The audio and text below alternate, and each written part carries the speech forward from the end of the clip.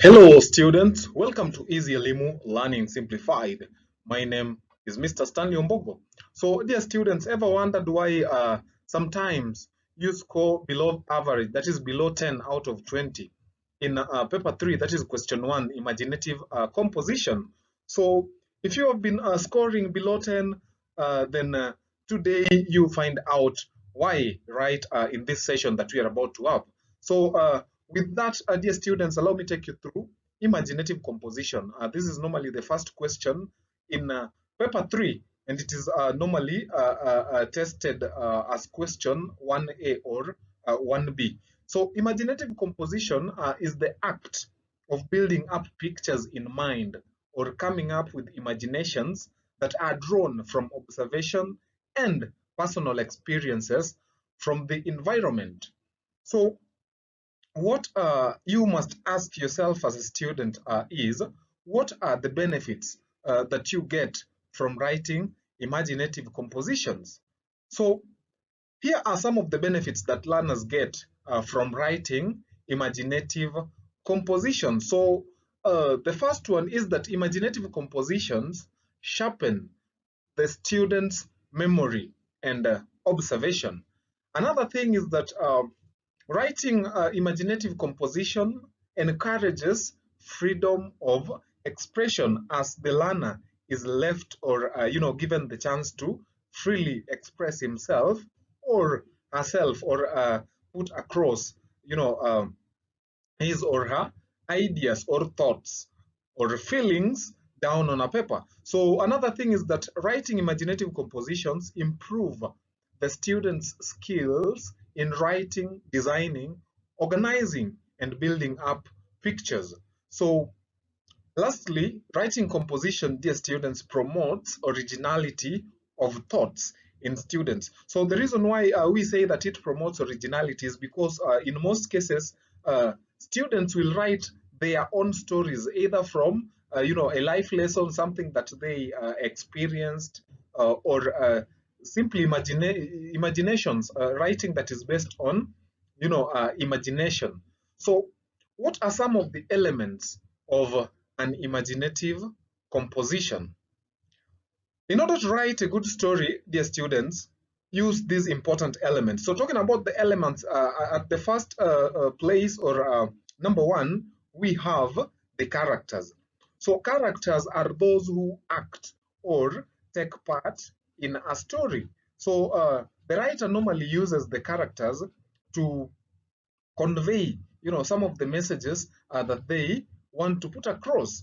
And in a literary work, a character can be presented in form of a person, an animal, object, or figure that think or talk.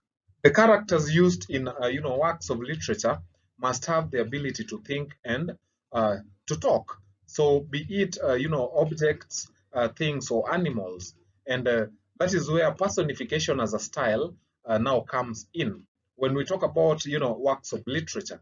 So in stories as well as imaginative compositions, characters are essential to a good story, and it's the main characters that have the greatest effect on the plot of the most affected by the events of the story. I mean, or the most affected by the events of the story. So you must include characters in your stories, because just like we have said, it is the main characters that have the greatest effect on the plot of the story that you are going to write about. So the next thing, or the next element that we have, is a setting. So the setting simply describes a time and a place. So we have a setting of time, or what we call a historical setting, and we have uh, the setting of the place. Setting of the place is also called geographical setting. So it describes time and the place of the story, or when and where the events in the story took place. So in a story, the events can be happening in a village, town, city, home, classroom, etc., etc. So those are examples of settings.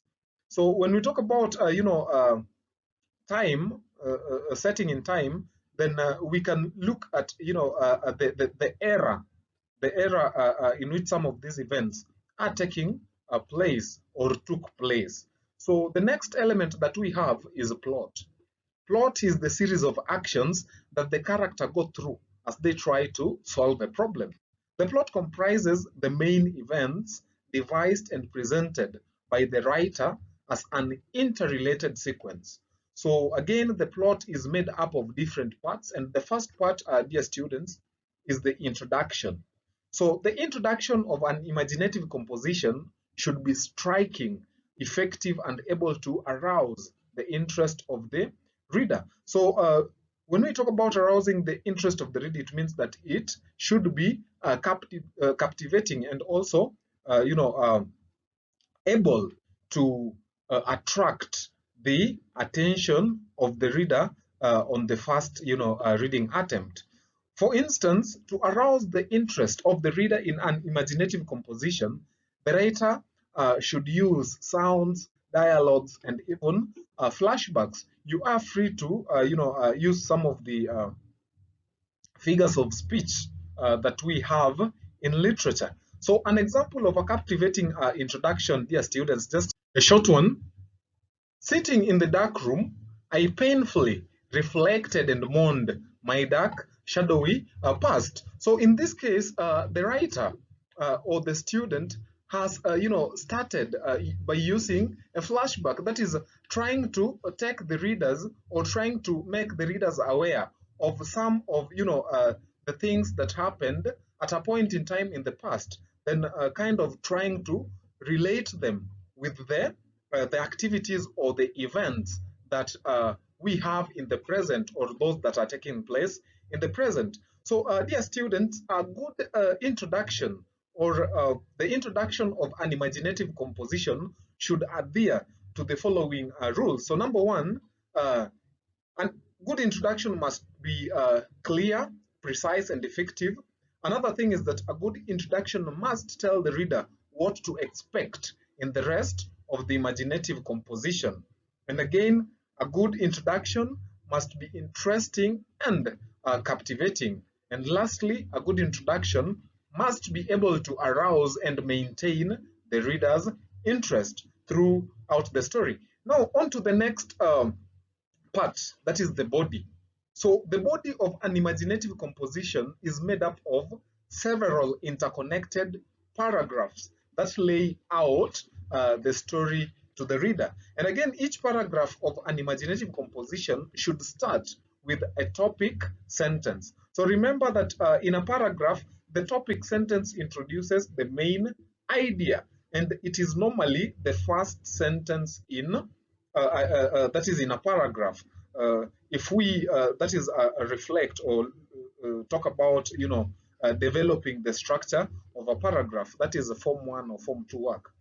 So the paragraph again should contain details, reasons, examples, and descriptions, and also explanations that can help, that can support the some of the points that you are talking about or some of your ideas. So again, these are called supporting sentences. They are there to support the topic sentence that introduces the main idea. Again, is that other components of the body of an imaginative composition include, things like use of interesting phrases. We have the sentence structure, use of appropriate paragraphing, and so on. There is also the use of good linking words or connectors. So the last part when it comes to developing the body of an imaginative composition is now the conclusion. So the conclusion of an imaginative composition should logically summarize the story and tie all the loose ends of the story together. The student should strive to make the best conclusion of an imaginative composition as possible. And there is an example here for you. So, blah, blah, blah, I wished that I had another chance. I would have been wiser. So, the dots that you are having there indicate that it is part of, the last paragraph. So you can also end your composition by using concluding sentences such as waking up from a dream, arriving at a destination, using a proverb, and so on. How about we look at some of the don'ts, that is, some of the things that you are supposed to avoid when writing an imaginative composition. So the first thing that you are not supposed to do, avoid repetition and redundancy, e.g., return back, kneel down, bow down, and so on. So if it is kneel, it is nil, because kneeling and going down is the same thing. If it is returning, use return and don't add back. If it is repeating, say repeat and do not say repeat again. Uh, Avoid such mistakes. So another thing is that avoid misusing capital letters and a punctuation. So there are students who normally use capital letters inappropriately, and again they fail to uh, correctly punctuate their sentences. Another thing is that avoid using separate words. I mean, there are words that should be written together, but you find that the students are splitting or separating them. So that brings us to the next one: avoid splitting one word. So if we are having one word, write it as one word. Then if we are having separate words, do not bring them together. Uh, a perfect example is in order. When most candidates are writing, imaginative compositions, they write in order as one word. Another example is in front, and so on.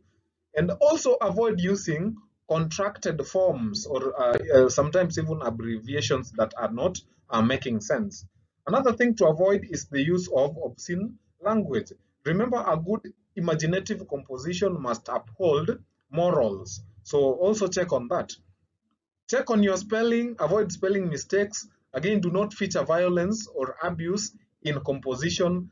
Avoid using old cliches, or let me just talk about cliches, not old cliches or new cliches. Avoid using cliches. Remember, here what is tested is your ability to communicate, not your ability to master some of the sayings and adages. So avoid things like my heart beat like tom tom drums of South Africa. Avoid things like I ran as fast as my thin weary legs could carry me.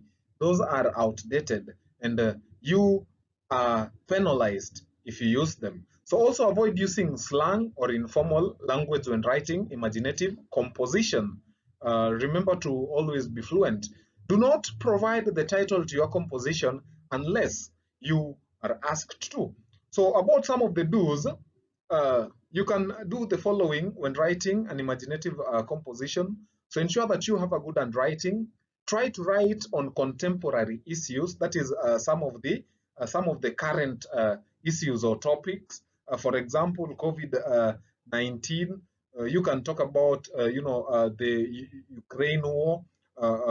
You can talk about the inflation or recession period, etc. So those are some of the contemporary ideas or issues that you can talk about in your composition. Also have a good paragraphing and use clear and correct sentences. Do not forget to use rhetorical questions to provoke the minds of the reader. And also remember to create suspense in your composition. Then last but not least, make use of flashback, direct speech, dialogue, and other styles that we have, or other figures of speech that we have. Dear students, that brings us to the end of the session. Thank you for watching till the end, and remember to always keep it easy, Elimu. Bye.